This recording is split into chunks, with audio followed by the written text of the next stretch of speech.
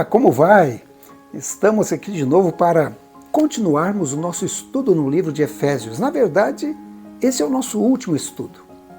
Há praticamente 3 meses atrás, iniciamos esse estudo. E se você perdeu algum, olha, não se preocupe. Estão todos gravados, estão aqui no canal Chegou a Hora. Volte lá atrás, comece pelo número 1, número 2, número 3. E assim você vai conhecer o teor do livro de Efésios, vai estudar o livro de Efésios, o pensamento de Paulo, quando ele escreveu a sua carta aos irmãos que viviam ali na cidade de Éfeso. Hoje é o nosso 14º estudo. Vamos tratar aqui do capítulo 6 novamente, mas na verdade não é o 6, nós vamos fazer uma revisão de tudo que estudamos até agora. Eu lembro a você que, se você ainda não se inscreveu, por favor, se inscreva no nosso canal, divulgue, não é? Dê aí o seu like, o seu positivo e acione aí o sininho das notificações, isso ajuda muito o canal e para que outras pessoas também achem o canal Chegou a Hora e sejam abençoadas pelas mensagens que aqui estão. Bom, estamos aqui com o nosso guia de estudo, né? O nosso guia de estudo, essa é a nossa 14ª lição, o nosso 14º estudo, né? Que tem como título A Essência de Efésios. A Essência de Efésios. E a lição menciona um lugar interessante na cidade de Londres. A cidade de Londres é uma cidade muito interessante. É uma cidade diferente. Eu já tive a oportunidade de estar algumas vezes em Londres. Que cidade impressionante, a capital ali do Reino Unido, da Inglaterra, né? E certamente, se você já viu um documentário ou se esteve presente na cidade, você tem algum dos seus pontos prediletos. E quando você vai visitar, você faz uma listinha dos pontos prediletos a visitar na cidade de Londres. Por exemplo, o Big Ben, o Palácio de Buckingham, o Museu Britânico e tantas outras atrações, né? Andar num ônibus de 2 andares, né? Daqueles ônibus vermelhos de Londres. Mas existe um lugar que as pessoas atualmente gostam de visitar. O nome desse lugar é London Eye, o Olho de Londres. Sim, é uma roda gigante enorme, com altura de 135 metros acima do rio Tâmisa. E de lá você vai ter uma vista geral e privilegiada da cidade de Londres. E algumas pessoas dizem que é mais ou menos isso que acontece com o livro de Efésios. Quando você estuda o livro de Efésios, você tem uma visão privilegiada de todas as outras cartas que Paulo escreveu. Aos Gálatas, aos Romanos, né? Aos Tessalonicenses, aos Colossenses, as diversas cartas que Paulo escreveu. Por isso que no estudo de hoje nós vamos fazer essa revisão, a revisão do nosso estudo, que vimos aqui. E o título não podia ser outro. A Essência de Efésios. A Essência de Efésios. Mas como sempre fazemos, antes de iniciarmos nosso estudo, vamos orar. Oremos. Pai nosso que estás nos céus, santificado seja o teu nome. Estamos felizes por podermos estudar a tua palavra. Estamos felizes porque o Senhor inspirou os profetas a deixarem esses ensinamentos para nós. Te agradecemos, Senhor, pela Bíblia Sagrada que temos e pela liberdade que temos de poder estudá-las. Agora, vamos novamente estudar a tua palavra e pedimos a sabedoria que vem do alto. Que o Espírito Santo nos envolva nesses momentos, nesse momento que estamos estudando o livro de Efésios, e nos conceda o dom do entendimento e compreensão. Te pedimos em nome de Jesus Cristo, nosso Salvador. Amém. Então nós vamos agora para essa síntese, para esse resumo do livro de Efésios, né? Um resumo dos 13 estudos que fizemos. E é interessante que, logo no início aqui, a nossa lição faz o seguinte comentário. Enquanto a Epístola aos Efésios é a chave para o restante das epístolas paulinas, o estudo dessa semana é a chave que destrava todo o estudo sobre a Epístola de Efésios. E já que vamos fazer essa revisão, vamos iniciar aqui pelo nosso verso para memorizar, que aparece aqui, que é um verso importantíssimo na carta de Efésios. Está em Efésios capítulo 2, dos versos 8 a 10, e diz assim: pela graça vocês são salvos, mediante a fé. Isso não vem de vocês, é dom de Deus. Não de obras para que ninguém se glorie, pois somos feitura dele, criados em Cristo Jesus para boas obras, aos quais Deus de antemão preparou para que andássemos nelas. Muitos gostam desse verso aqui porque ele é cheio de graça, né? Cheio de misericórdia. Mas talvez se esqueçam do final do verso, onde diz assim, a parte das boas obras, que nós somos criados em Cristo Jesus para boas obras. Então as obras estão incluídas também neste verso. E Ellen White, inclusive, comenta sobre esse tipo de cristão. Ela diz assim: em toda a experiência humana, o conhecimento teórico da verdade tem se demonstrado insuficiente para a salvação. Muitos se consideram cristãos simplesmente porque não concordam com certos dogmas teológicos. No entanto, não introduziram a verdade na vida prática. Não creram nela e nem a amaram. Não receberam o poder e a graça que vem mediante a santificação da verdade. E ela diz mais: as pessoas podem professar fé na verdade, mas se ela não as torna sinceras, bondosas, pacientes, resignadas e focadas nos assuntos celestiais, é uma maldição ao seu possuidor. E por meio de sua influência, uma maldição para o mundo. Uau! Então, quando a pessoa aceita Cristo e recebe essa graça de Jesus Cristo, tem que haver uma transformação, não é? A bondade tem que vir, a pessoa querer ajudar outra pessoa, a fraternidade, o auxílio aos outros, o amor ao próximo, o amor à família, uma mudança na vida da pessoa tem que acontecer, não é? E logo na primeira lição, no primeiro tema, o título é Somos abençoados em Cristo. Somos abençoados em Cristo. Vamos dar uma olhada então nessa parte de Efésios, a parte do capítulo 1. Eu gostaria de ler com vocês Efésios 1, dos versos 3 até o verso 6, na versão A Mensagem. Diz assim: como Deus é maravilhoso e que bênção Ele é! Ele é o Pai do nosso Senhor Jesus Cristo, que nos leva aos mais elevados lugares de bênção. Muito antes que Ele estabelecesse os fundamentos da terra, Ele já pensava em nós e nos escolheu como alvo do seu amor, para nos fazer completos e santos por meio desse amor. Há muito tempo, Ele decidiu nos adotar em sua família por meio de Jesus Cristo. E que prazer Ele teve em planejar tudo isso! Foi por sua vontade que agora participamos da celebração desse presente dada por seu Filho amado, totalmente de graça. Eu creio que esse é o ponto principal de Efésios no capítulo 1. Porque ali ele mostra o plano divino da redenção que existia mesmo antes da criação deste planeta. Você se lembra daquele plano divino? Nós estudamos isso, né? Na segunda lição. Ali nós mostramos o plano da redenção.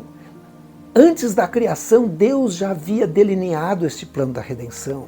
E aí vem a criação do homem. Mas infelizmente Eva é enganada pela serpente e o pecado entra nesse mundo. Então agora o plano é revelado. O plano é revelado ao homem em Gênesis capítulo 3, verso 15. E esse plano é o plano que aparece na Bíblia Sagrada. Esse plano envolvia Jesus, o Filho de Deus, que nasceria como um ser humano. Nasceu de Maria, por obra do Espírito Santo, não é? E ele vem e morre na cruz. Morre por você, morre por mim, para redimir o homem. E aí, o que acontece? Ele ressuscita, ele vai para o céu. E lá no céu ele intercede no santuário celestial por você e por mim. E lá ele está. Lá também inicia o julgamento no céu, daqueles que querem ficar com Jesus. Infelizmente, alguns não querem. Alguns se apegam à serpente, se apegam ao dragão, se apegam a Satanás, né? E chegará o momento, estamos no fim dessa linha do tempo, deste plano de salvação, chegará o tempo da sua vinda, a volta de Jesus, a segunda vinda de Jesus está no plano. E nós estamos vivendo nesses últimos dias, aguardando o finalzinho. Essa é uma alegria. E aí, quando ele vier, nós iremos morar com ele por 1000 anos. E ele depois vai renovar essa terra. E vamos morar com o Senhor. A minha Bíblia diz no livro de Apocalipse que estaremos para sempre com o Senhor. Que plano maravilhoso é esse delineado em Efésios capítulo 1, né? E no centro desse plano, quem é que está? Jesus Cristo. Jesus é o centro do plano. Quando você lê a Bíblia Sagrada, desde o início, você pode perceber o Filho de Deus envolvido na salvação do homem, na redenção do homem. Veja o que diz esses últimos versos de Efésios capítulo 1. Leia comigo os versos 20 a 23, também na versão A Mensagem. Toda essa força vem de Cristo. Deus o levantou da morte e o estabeleceu num trono nos altos céus, no governo do universo. Tudo, das galáxias aos planetas, de forma que nenhum nome, nenhum poder está fora do alcance de sua soberania. E isso não é provisório, será assim para sempre. Ele está no comando de tudo e tem a palavra final a respeito de tudo. No centro de tudo, Cristo governa a igreja. A igreja não é periférica em relação ao mundo, o mundo é que é periférico em relação à igreja. A igreja é o corpo de Cristo, por esse corpo ele fala, age e preenche tudo com sua presença. Que maravilha, né? Cristo neste plano é o centro de tudo e chegará o momento em que ele será o rei dessa terra, a nova terra, só com pessoas que decidiram adorá-lo, aqueles que escolheram a Jesus, o remanescente de Deus, descrito também no livro do Apocalipse, né? E Ellen White, falando sobre esse plano, no livro Nossa Alta Vocação, ela diz assim: foram tomadas medidas no concílio do céu, para que os homens, embora transgressores, não houvessem de perecer em sua desobediência, mas mediante a fé em Cristo, como seu substituto e fiador, se pudessem tornar eleitos de Deus. Deus quer que todos os homens se salvem. Os que perecem, perecerão por haverem recusado ser adotados como filhos de Deus por meio de Cristo Jesus. E ela continua dizendo: o orgulho do homem impede-o de aceitar as providências da salvação. O mérito humano, porém, não introduzirá uma pessoa à presença de Deus. O que tornará o homem aceitável a Deus é a graça de Cristo, comunicada por meio da fé em seu nome. Não se pode pôr nenhuma confiança em obras, ou em felizes arrebatamentos dos sentidos como demonstração de que os homens são escolhidos de Deus, pois os eleitos são escolhidos por meio de Cristo. Que síntese maravilhosa de Efésios capítulo 1. Vocês perceberam, inclusive, aqui na Bíblia, onde diz que fomos selados com o Espírito Santo da promessa. E no final, Paulo ora pelos crentes, né? Leia de novo o capítulo 1. Você vai gostar. Eu vou ter que passar para o capítulo 2, né? Porque no capítulo 2, que é a próxima parte, tem o título Redimidos para a Fraternidade. Redimidos para a Fraternidade. E nesse tópico, onde vamos estudar aqui o capítulo 2, Paulo apresenta a questão do estado sombrio do pecado e da morte da humanidade. Um estado sem esperança, né? Na verdade, na minha Bíblia, o título do capítulo 2 é Do Pecado para a Salvação pela Graça. Uma mudança, a pessoa é resgatada ali, né? Paulo mostra que há esperança. Mesmo para aquele pecador que está lá embaixo, né? E em Cristo, na verdade, com Deus, você é ressuscitado. Aquela vida de morte, ela é tirada. E Deus exalta você e leva você ao santuário nas regiões celestiais. E em Cristo, você se torna o templo de Deus. Olha, o templo de Deus, o santuário de Deus na terra, e essa transformação é feita pela graça, né? É o fundamento da fé na vida e na missão dos cristãos. E quando você lê o livro de Efésios, o livro de Efésios no capítulo 2, os versos 1 a 10, e eu vou ler na versão A Mensagem de novo, diz assim: não faz muito tempo vocês estavam atolados naquela velha vida podre de pecado. Haviam permitido que o mundo, que não sabe nada a respeito da vida, dissesse a vocês como viver. Enchiam os pulmões com a fumaça da incredulidade e exalavam desobediência. Todos nós já nos comportamos assim, fazendo o que queríamos, a nossa própria vontade, estávamos todos no mesmo barco. Graças a Deus, Ele não perdeu a paciência nem nos exterminou. Em vez disso, com sua imensa misericórdia e seu amor extravagante, Ele nos abraçou, tirou-nos da nossa vida presa pelo pecado e nos fez vivos em Cristo. Fez tudo isso por conta própria, sem qualquer ajuda de nossa parte. Ele nos tomou para si e nos concedeu um lugar nos altos céus, na companhia de Jesus, o Messias. Não é demais? Agora, Deus nos tem onde sempre quis, tanto neste mundo como no próximo. Ele quis derramar sobre nós a graça e a bondade em Cristo Jesus. A salvação foi ideia e obra dele. Nossa parte em tudo isso é apenas confiar nele o bastante para permitir que ele haja em nossa vida. É um imenso presente de Deus.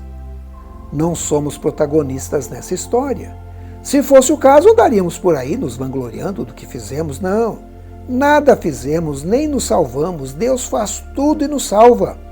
Ele criou cada um de nós por meio de Cristo Jesus e a Ele nos unimos nessa obra grandiosa, a boa obra que Ele deseja que executemos e que faremos bem em realizar. E aqui também, em Efésios capítulo 2, nós aprendemos a amar ao próximo. Sim, amar ao próximo como Cristo nos amou, né? Vocês se lembram que a gente falou do amor vertical e do amor horizontal? O amor vertical, aquele amor de Deus por nós aqui na terra. E o amor horizontal, o nosso amor para o próximo. Lembram que eu até pus esse gráfico, né? Jesus é a ligação de amor de Deus para conosco. E você é a ligação de amor com o seu próximo, com o seu vizinho, né? Nós temos essa obrigação. Nós recebemos o amor e repassamos esse amor ao nosso próximo, né? Por isso que Ellen White diz em um dos seus livros: a unidade com Cristo estabelece um vínculo de unidade uns com os outros.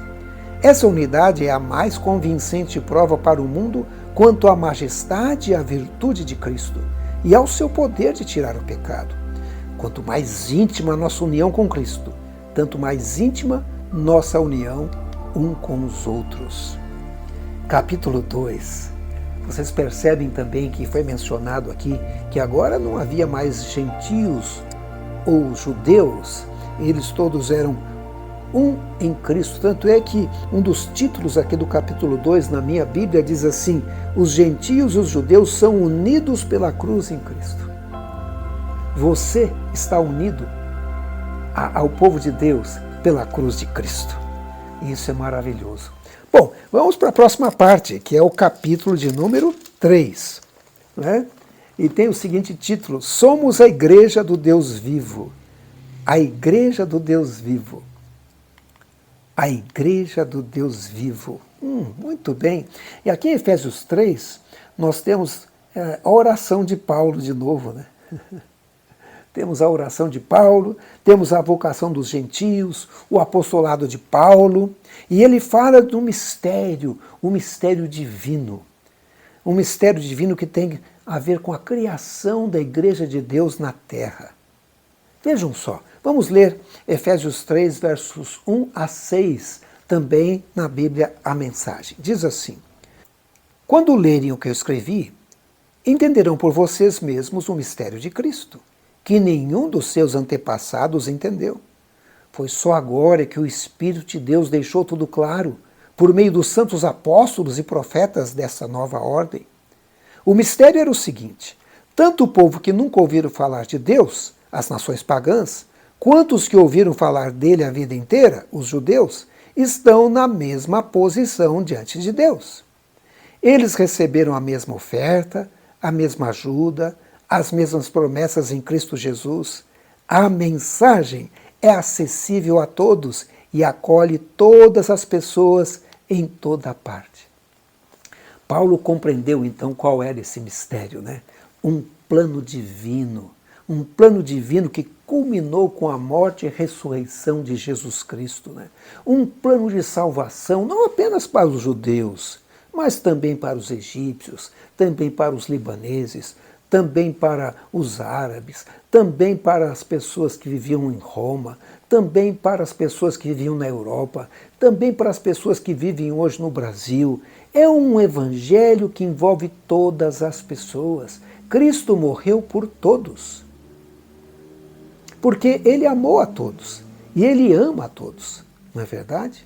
Jesus morreu por todas as pessoas deste mundo. A salvação é para toda a humanidade.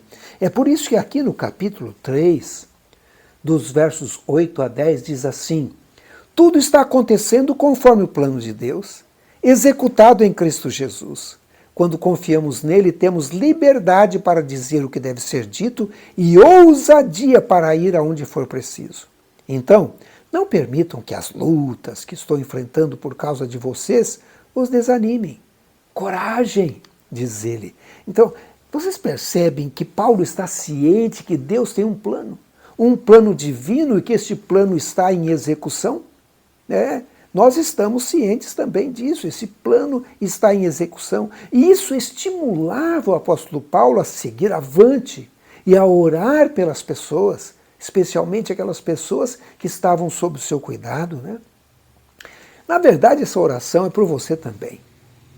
Quando você olha a oração descrita aqui em Efésios, que aparece dos versos 14 em diante, olhe que oração interessante, a oração de Paulo, e pense que ela é para você também. Diz assim: por causa disso me ponho de joelhos perante o Pai de nosso Senhor Jesus Cristo, do qual toda a família nos céus e na terra toma o nome, para que, segundo as riquezas da sua glória, vos conceda que sejais corroborados com poder pelo seu Espírito no homem interior, para que Cristo habite pela fé nos vossos corações, a fim de, estando arraigados e fundados em amor, poderdes perfeitamente compreender com todos os santos qual seja a largura e o comprimento e a altura e a profundidade, e conhecer o amor de Cristo, que excede todo entendimento, para que sejais cheios de toda a plenitude de Deus. Ah, que coisa impressionante. E Paulo, então, ele explode em felicidade quando termina esse capítulo, né? Ele fica feliz. Olha o que ele diz no finalzinho, né? Nos versos 20 a 21. A alegria de Paulo, ele diz assim: ora, aquele que é poderoso para fazer tudo, muito mais abundantemente, além daquilo que pedimos ou pensamos, segundo o poder que em nós opera. A esse glória na igreja por Jesus Cristo em todas as gerações, para todos sempre. Amém. Esse é o fim da oração de Paulo. Ele termina com um tom de alegria impressionante, né? A gente ficou uma lição inteira nesse capítulo e agora a gente quer ficar mais tempo, mas nós estamos fazendo uma revisão geral, né? Vamos para o capítulo de número 4. O título desse próximo tópico é A Unidade da Fé. A Unidade da Fé. Na verdade, na minha Bíblia também esse é o título que aparece no início do capítulo 4, né? Aparece também aqui o Santo Ministério, o Serviço dos Santos, a santidade cristã oposta à dissolução, né? E na verdade ele explica no capítulo 4, o apóstolo Paulo, ele explica como os propósitos de Deus são alcançados quando seus filhos do mundo inteiro estão unidos na verdadeira piedade, no uso de seus dons espirituais e na missão. Aliás, quero dizer que, já vou até fazer uma propaganda aqui, a respeito do nosso próximo estudo. Sim, Já tenho aqui o meu próximo estudo aqui. O próximo guia de estudo, ele tem como título Missão de Deus, Minha Missão. Nós vamos falar mais detidamente sobre esse assunto no nosso próximo estudo, a partir da próxima semana, né? Mas ao estudarmos aqui Efésios capítulo 4, nós vemos que a unidade da igreja não é opcional. Tem que haver união, tem que trabalhar unido. Né? A união faz a força, é um requisito necessário. Tanto é que o apóstolo Paulo fala assim, em Efésios 4, dos versos 1 a 6, rogo-vos, pois, eu, o preso do Senhor, que andeis como é digno da vocação com que fostes chamados, com toda a humildade e mansidão, com longanimidade, suportando-vos uns aos outros em amor, procurando guardar a unidade do Espírito pelo vínculo da paz. Há um só corpo e um só Espírito, como também fostes chamados em uma só esperança da vossa vocação.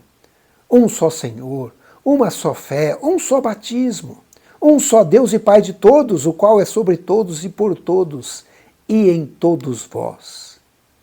E Paulo mostra então qual é o alvo do cristão. O cristão tem um alvo. E ele mostra isso aqui a partir do verso 7.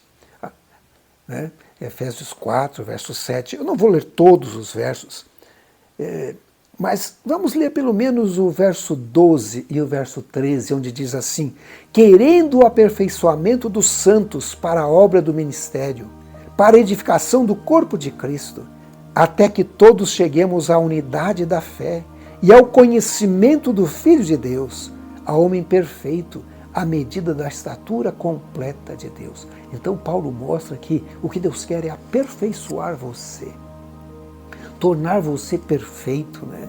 À medida da estatura completa de Cristo. Ah, que alvo maravilhoso, né? Cada dia uma mudança feita pelo Espírito Santo na sua vida, na minha vida. Né? E assim, a Bíblia diz, de glória em glória nós somos transformados. Pouco a pouco, até o dia da volta de Jesus, quando seremos glorificados. Uma transformação total. E nós vimos aqui que existem 7 elementos, o nosso guia de estudo falou nisso, os 7 elementos no livro de Efésios, especialmente no capítulo 4, que fala do apoio da união à igreja. Ele fala, por exemplo, de um só corpo, a igreja como o corpo de Cristo. Querendo o aperfeiçoamento dos santos para a obra do ministério, para a edificação do corpo da igreja. Lá no verso 12, né? Então, todos trabalhando para a igreja ser edificada e crescer. Não em desunião, né? Depois ele diz, do qual todo o corpo bem ajustado e ligado pelo auxílio de todas as juntas, segundo a justa operação de cada parte, faz o aumento do corpo para a sua edificação e amor. Vocês já viram uma igreja organizada, como a coisa funciona? O pastor é o pastor, ele é o líder, mas ele tem os anciões, ele tem os diáconos, ele tem as diaconisas, tem os diretores dos departamentos. E quando cada um vai cumprindo a sua parte, que maravilha! Como os cultos fluem, não é? Quando tem a Santa Ceia, como aquilo flui. Quando tem os batismos, como aquilo flui. Porque o corpo trabalha unido, tendo como cabeça principal a Jesus Cristo, né? E temos também uma só esperança para o qual vocês foram chamados. Todos com a mesma esperança. A esperança de viver com Cristo um dia para sempre, né? Já começando a viver agora, em união um com os outros. E aí ele diz, há um só corpo, um só Espírito, como também fostes chamados em uma só esperança da vossa vocação. Mais alguns pontos, ele diz, um só Senhor, que é Cristo, não é? Uma só fé, aquilo que os cristãos acreditam. Não é assim um acreditando numa coisa, outro acreditando em outra, não. Acreditar na palavra de Deus, o que ela diz em toda a palavra de Deus, do Gênesis ao Apocalipse, sem perder uma linha, né?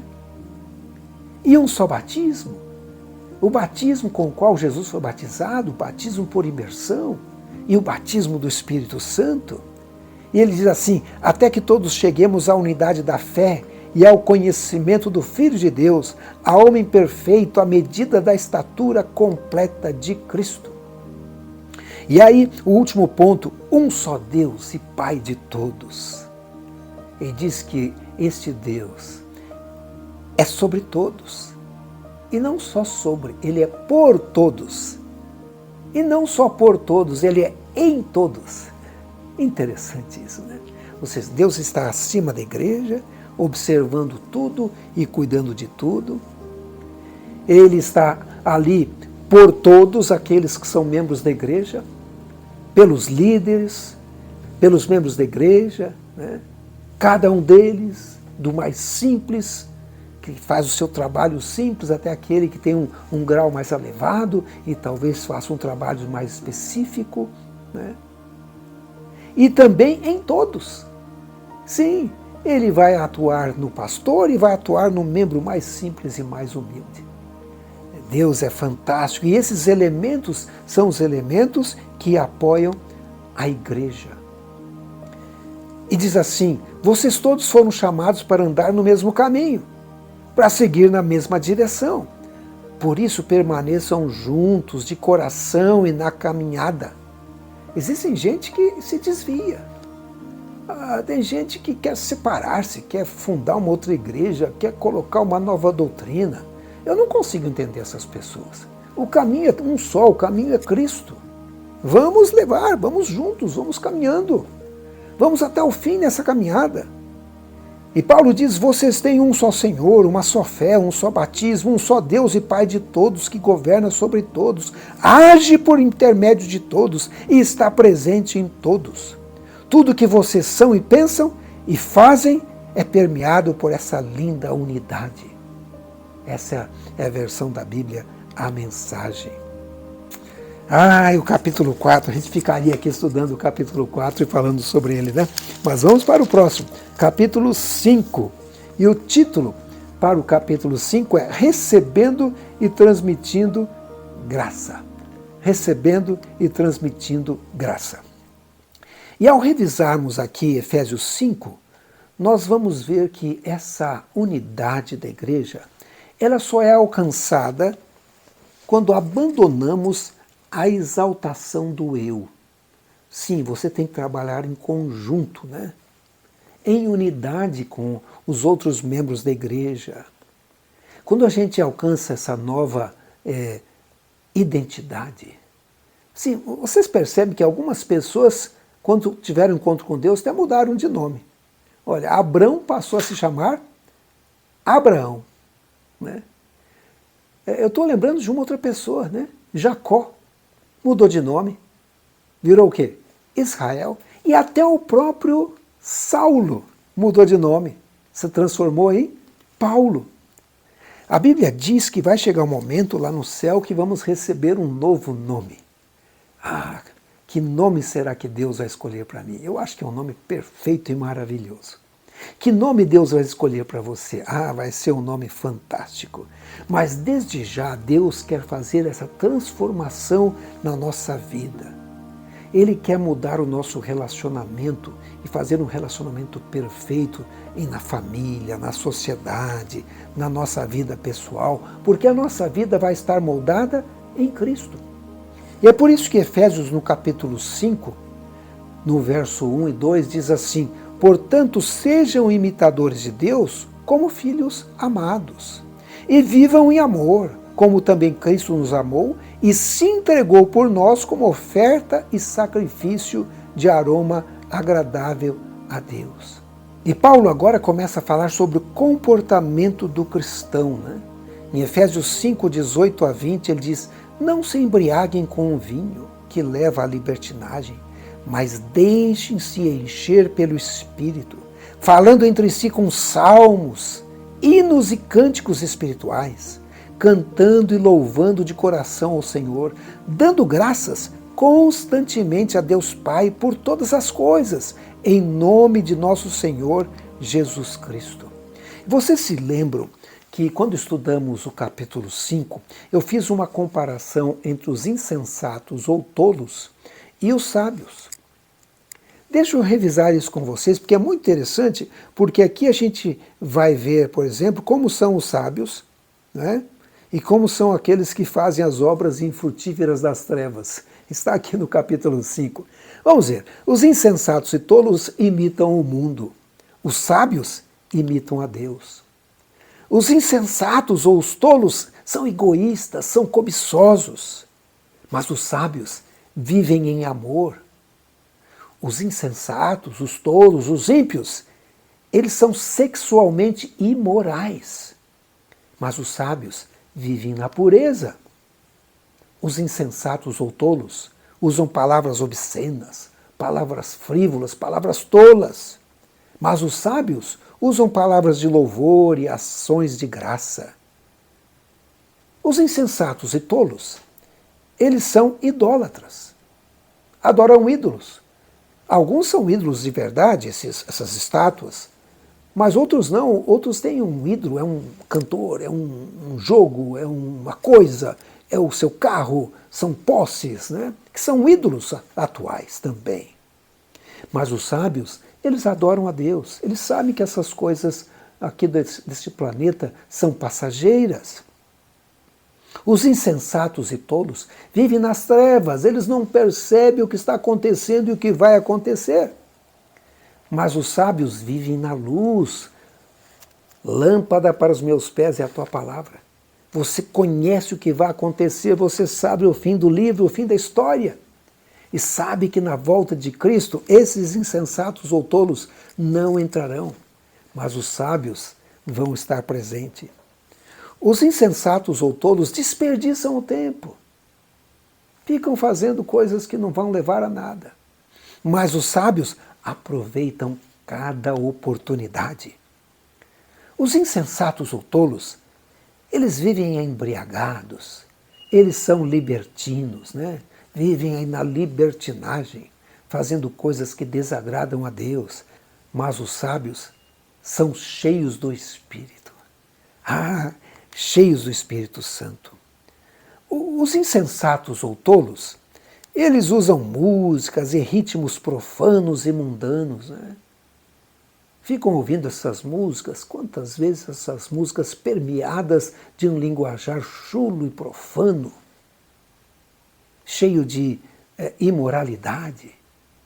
E muitas vezes parte dessas músicas acabam vindo para a igreja.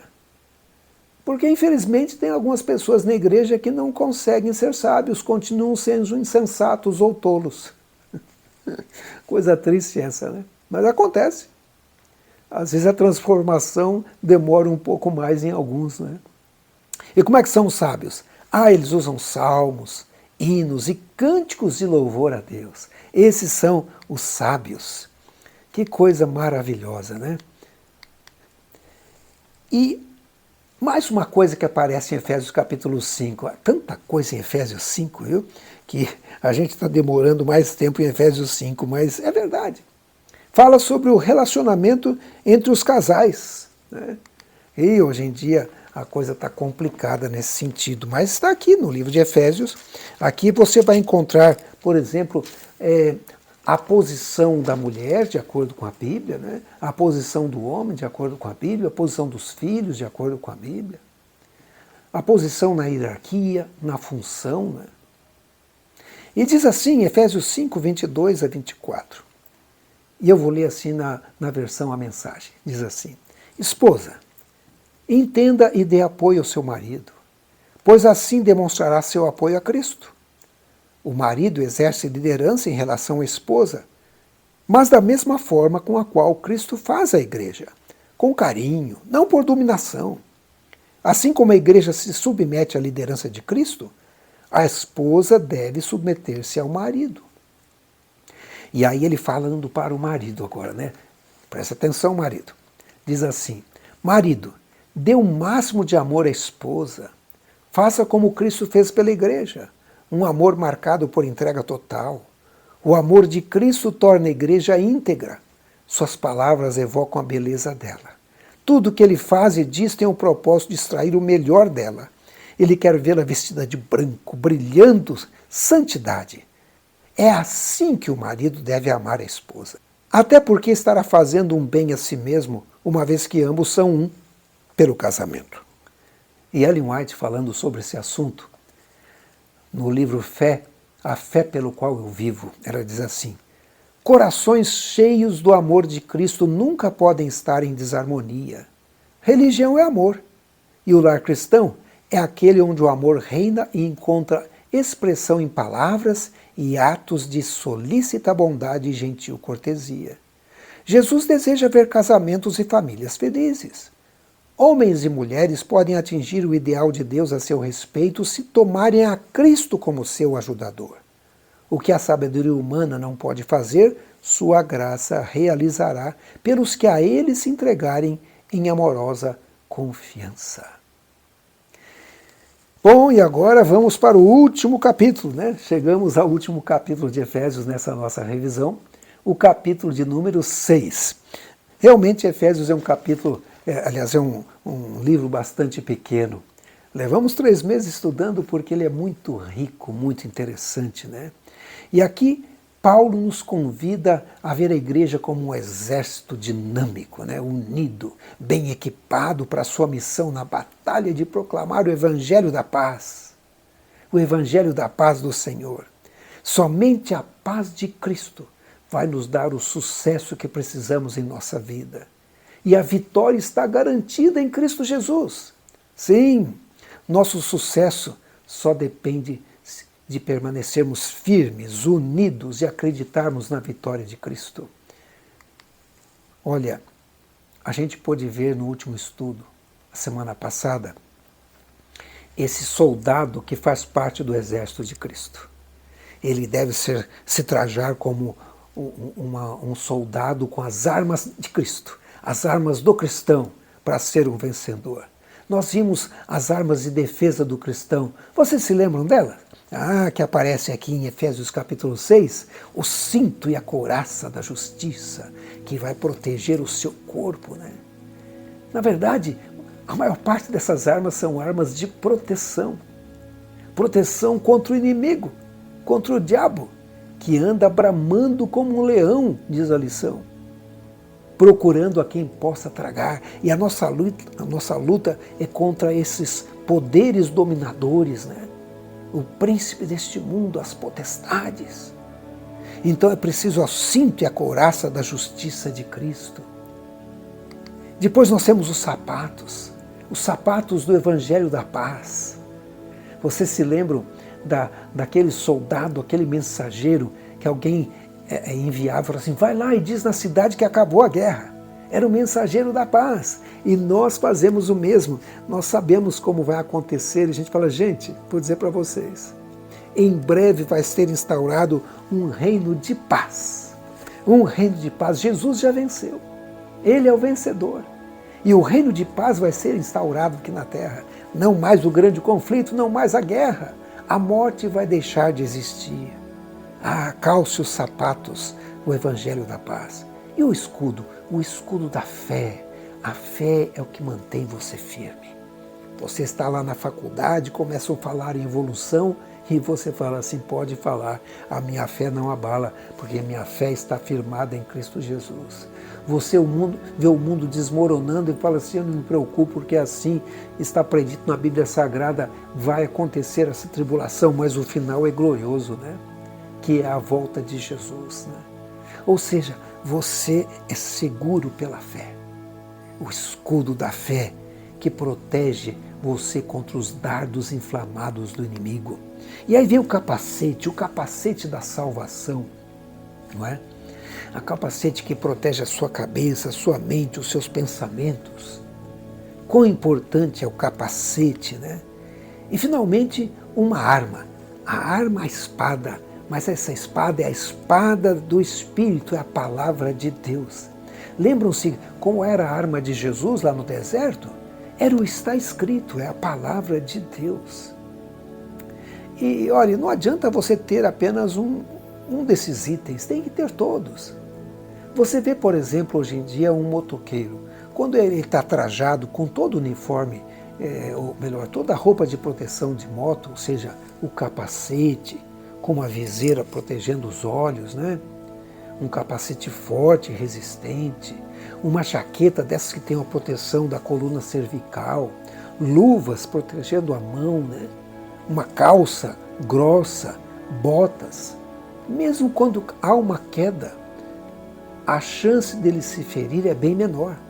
A gente vê às vezes algum acidente de moto porque a pessoa não estava usando toda a proteção, ele sofre ali diversos ferimentos e muitas vezes até perde a vida por não estar usando adequadamente toda a roupa ali de proteção de um motoqueiro. No caso aqui é um soldado, o exemplo que aparece. E finalmente aparece mais uma arma, que também é a arma do cristão. Nós, inclusive, encontramos pessoas que dizem: eu faço parte de um grupo que é denominado guerreiros de oração, guerreiros da fé. Ou seja, praticam a oração no campo de batalha. No nosso próximo estudo, que vamos estudar a partir da próxima semana, onde diz Missão de Deus, minha missão, vocês vão ver como a oração é importante. Cada semana nós vamos ser animados a orar por alguma coisa muito importante. Não é? E olha, Ellen White diz o seguinte: dentro de cada pessoa, dois poderes estão em acirrada disputa pela vitória. A incredulidade arregimenta suas forças dirigida por Satanás a fim de separar-nos da fonte de nossa resistência. A fé ordena suas forças, comandadas por Cristo, o autor e consumador de nossa fé. Hora após hora, diante do universo celestial, o conflito avança. É uma luta corpo a corpo e a grande questão é: quem vencerá? Não há como se livrar do conflito. Somos compelidos a nos preparar para essa luta. E aí ela cita Efésios, onde diz: sejam fortalecidos no Senhor e na força do seu poder. Vistam-se com toda a armadura de Deus para poderem ficar firmes contra as ciladas do diabo. Aquele que é poderoso em conselho, a quem foi dado todo o poder no céu e na terra, virá para auxiliar os que nele confiarem. Portanto, que o Senhor nos dê força, não é? Que o Senhor nos dê força para esses conflitos diários. Nós vimos em nosso estudo que fazemos parte de um plano divino. Cristo já cumpriu a sua parte neste plano. Tudo foi pago, o nosso destino é certo, tudo isso pela graça divina. E nós temos agora ao nosso dispor essas armas, esses itens de defesa, né, propiciadas pelo próprio céu. E a arma mais poderosa à nossa disposição é a oração. É a ligação da terra com o céu. A ligação de você com Deus. E não importa onde você está. Você pode estar no ônibus, você pode estar no mato, você pode estar no centro da cidade, você pode estar no quarto, não importa onde você está. Você pode fazer essa ligação para Deus e Ele vai te ouvir. É impressionante, não é? Então, vamos fazer uso dessa arma, né? Agora, vamos orar. Oremos. Querido Pai Celestial, louvamos e agradecemos a Ti pelo maravilhoso plano da salvação elaborado pelo trio celestial. Querido Jesus, te agradecemos por ser parte deste plano e ter vindo a essa terra morrer por mim, mesmo eu sendo um pecador. Divino Espírito Santo, te agradeço porque a cada dia insta comigo e procura me inspirar a seguir o exemplo de Jesus. Abençoe a cada pessoa que assiste ao nosso estudo nesse momento. Enche-o de amor e do poder vindo do alto. Revista-o de toda a armadura celestial. Que ele possa ter o capacete, que ele possa ter a couraça, que ele possa ter o cinto, que ele possa calçar os calçados, que ele possa ter o escudo, que ele possa ter a espada, a tua palavra. Assim com todo esse armamento que o Senhor provê ao ser humano, que possamos ser vencedores, vencedores como soldados de Jesus Cristo. É o que eu te peço, Senhor, no doce nome de Jesus. Amém. Bom, encerramos aqui o nosso livro de Efésios. Eu espero que vocês tenham gostado, né? Mas se ficou alguma dúvida, volte lá no vídeo número 1, número 2, número 3 e assista novamente, né? Os vídeos estão aí para sanar as dúvidas. E também você pode escrever o seu comentário e colocar ali alguma dúvida, alguma coisa que você pensa. E compartilhe, né? Compartilhe, se inscreva no canal, dê o seu like, ative aí o sininho das notificações, porque na próxima semana a gente volta novamente. E na próxima semana, eu já falei aqui as 2 vezes, né? Olha, um novo guia de estudo. Tá fantástico. Missão de Deus, minha missão. Ah, quem será que foi o primeiro missionário, hein? Você sabe? Ah, a lição fala quem foi o primeiro missionário. Já vamos ver isso na próxima semana. Missão de Deus, minha missão. Você não pode perder. Continue assistindo aos programas do canal Chegou a Hora. Não apenas o estudo da lição, mas outros que colocamos aqui sobre o Espírito Santo, sobre o fim dos tempos, né? Tempo que estamos vivendo. É por isso que o canal chama-se Chegou a Hora. Chegou a hora da volta de Jesus, a hora de nos prepararmos. Fico muito feliz que você assistiu até aqui ao nosso programa e eu convido a continuar assistindo os demais vídeos. Nos vemos no nosso próximo estudo. Até lá.